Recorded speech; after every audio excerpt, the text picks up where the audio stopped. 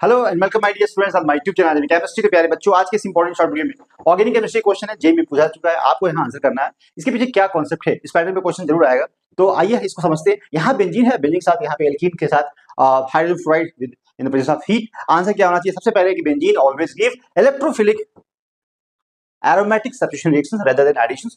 तो यहाँ पे अगर ध्यान दें तो यहाँ पे सब्स्टिट्यूशन रिएक्शन जब होगा जब यहाँ पे जो हाइड्रोजन है, हाइड्रोजन यहाँ पे रिप्लेस हो जाएगा और इनके बीच में पहले रिएक्शन होगी। रिएक्शन होने के बाद एक आपका इलेक्ट्रोफाइल जनरेट होगा। That electrophile substitute hydrogen and that reaction is called electrophilic aromatic reaction. तो यहाँ पे अगर ध्यान दें आपको बहुत ही सिंपल है। बेंजीन जो है यहाँ पे benzene always give electrophilic aromatic substitution और यहाँ पे आपको यहाँ पे प्रोडक्ट जो मिलेगा इस तरह से प्रोडक्ट मिलने वाला है, इसको बोलते हैं इलेक्ट्रोफिलिक एरोमेटिक सब्स्टिट्यूशन रिएक्शन। और यहाँ पे बेसिक जो अगर यहाँ पे बात करें या मोस्ट फेवरेबल रिएक्शन की बात करते हैं, यहाँ पे इलेक्ट्रोफिलिक एरोमेटिक सब्स्टिट्यूशन होता है rather than न्यूक्लियोफिलिक या एडिशन। एडिशन तो होती नहीं है, लेकिन न्यूक्लियोफिलिक सब्स्टिट्यूशन होती है, लेकिन टर्म एंड कंडीशन जब होती है उस कंडीशन पे होती है। लेकिन नॉर्मली अगर बात करें तो इलेक्ट्रोफिलिक ऑलवेज गिव बेंजीन। तो यहाँ पे आपको पता होना चाहिए। अब यहाँ पे क्या है कि यहाँ पे आपको इस तरह से दिया हुआ है, बेंजीन दिया हुआ है और साथ में आपको यहाँ पे आपको दिया हुआ है इस तरह से।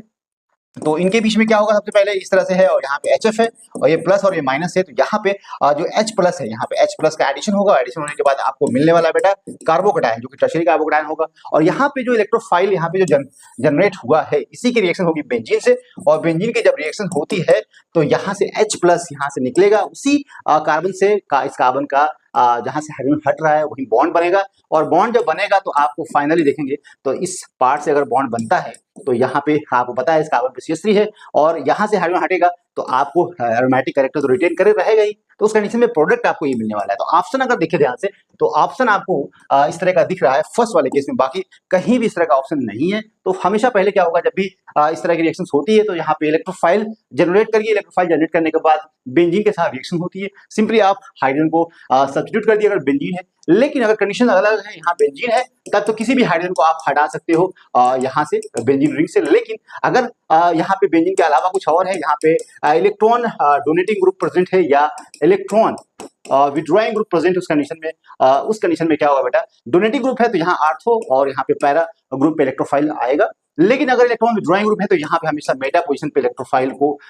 यहाँ पे बुलाएगा बेंजीन रिंग सब्स्टिट्यूशन रिएक्शन के लिए। तो यहाँ पे पता होना चाहिए कि अलग electron donating those that group which donate electron next toward the benzene ring that is called electron donating group. वो हमेशा आर्थो पैरा पोजीशन पे इलेक्ट्रोफाइल को इनवाइट करेगा फॉर द रिएक्शन। लेकिन जब इलेक्ट्रॉन विड्रॉइंग ग्रुप होगा तो यहाँ पे हमेशा मेटा पोजीशन होगा rather than ortho and para. Thank you very much.